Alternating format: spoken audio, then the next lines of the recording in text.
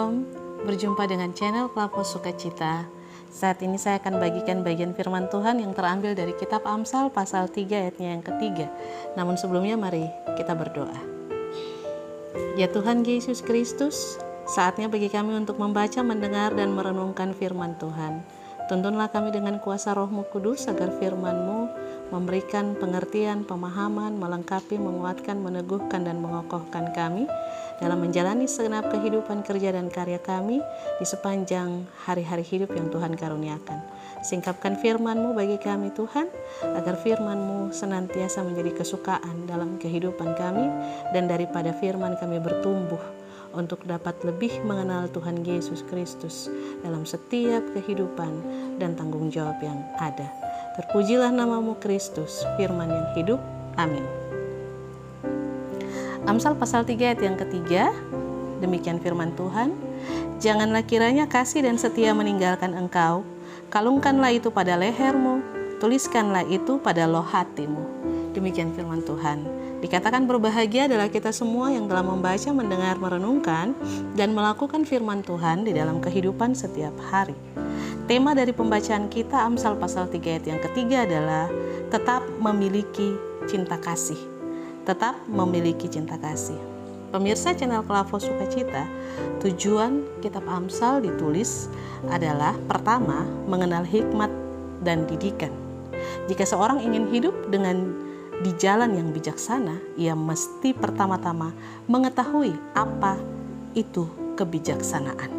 Yang kedua, untuk memahami ungkapan yang dalam, karena banyak kepercayaan dan pernyataan yang tidak bernilai menyamar sebagai kebijaksanaan, dan karena ajaran hikmat kerap disalah mengerti, maka kita harus belajar dan mampu mencerna hikmat yang benar dan kata-kata yang tidak berguna.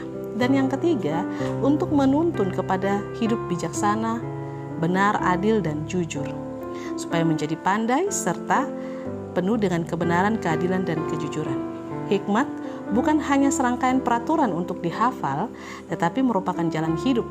Seorang murid yang baik dari hikmat siap untuk belajar dan segera mengubah hidupnya sebagai responnya terhadap ajaran hikmat itu. Dan yang keempat, membuat orang sederhana menjadi berpengalaman.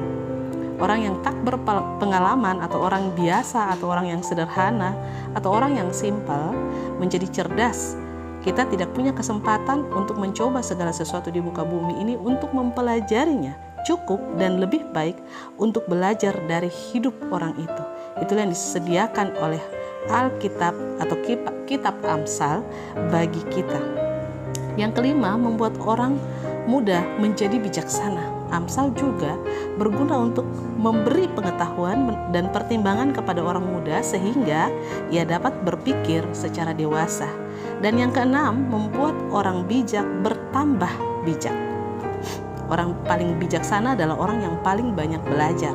Orang yang berhenti belajar itu seperti tanaman yang sudah berhenti bertumbuh. Itu tinggal tunggu waktu untuk mati, rubuh, atau membusuk. Tidak ada manusia hidup yang hikmatnya sudah cukup sehingga tak perlu belajar lagi. Amsal ini adalah untuk semua orang dan bagi siapa saja yang mau menjadi bijaksana dan memiliki hikmat, maka dia perlu untuk membaca kitab Amsal dan memintakan hikmat itu daripada Tuhan.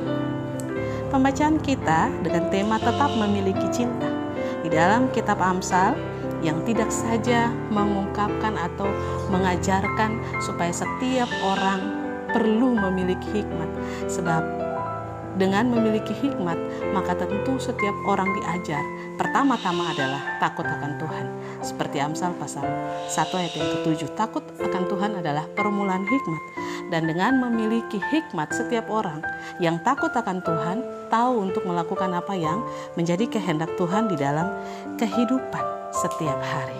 Dan dari kehendak Tuhan kita belajar kasih, sukacita, cinta, persahabatan, persaudaraan, saling menopang, saling melayani, saling menjaga, saling menguatkan.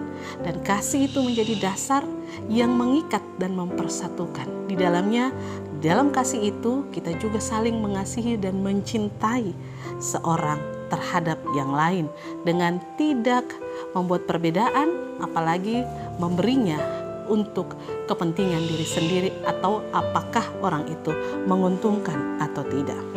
Sekali lagi saya mengingatkan, tetap memiliki cinta kasih.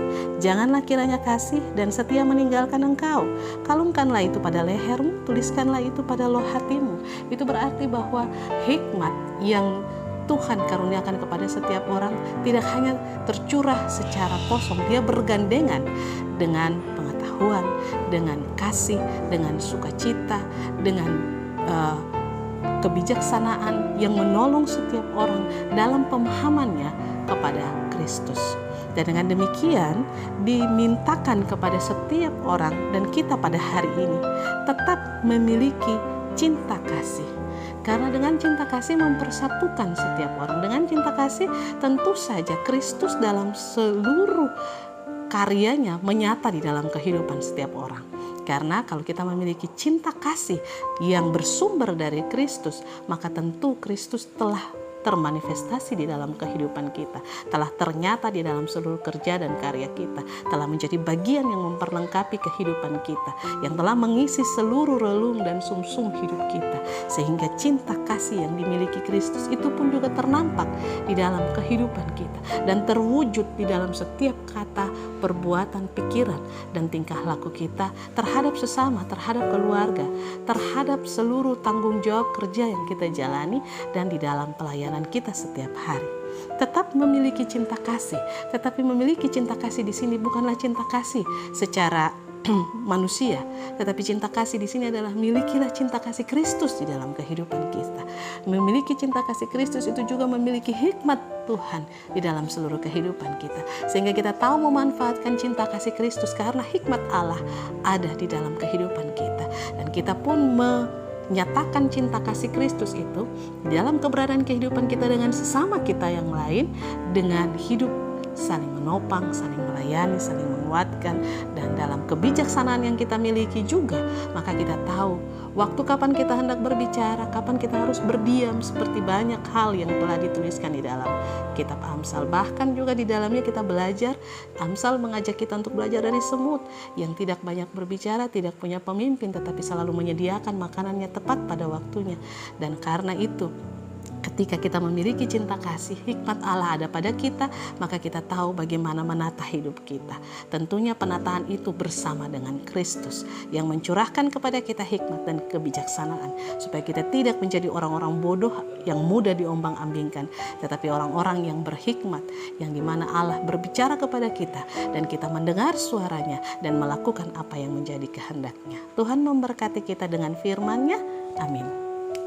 Mari berdoa. Terima kasih Tuhan Yesus Kristus untuk firman-Mu bagi kami di hari ini. Biarlah Roh-Mu Kudus terus memenuhi kehidupan kami, sehingga kami memiliki cinta kasih Kristus di dalam seluruh keberadaan hidup kami, dan kami menyatakannya melalui hikmat Allah dalam hidup, saling melayani, menghargai, menghormati, saling menopang, dan melakukan apa yang menjadi kehendak Tuhan dalam kehidupan setiap hari. Berkati dan jagalah seluruh tanggung jawab kerja dan karya kami sepanjang hari ini. Dan biarlah Tuhan, Engkau memperlengkapi kami dengan roh hikmat, roh kebijaksanaan, supaya kami tidak menjadi orang-orang bodoh yang salah melangkah, apalagi salah mengambil keputusan.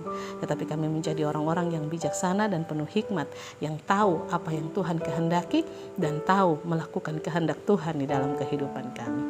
Terpujilah nama-Mu Kristus, kini dan selama-lamanya. Amin. Shalom, Tuhan memberkati.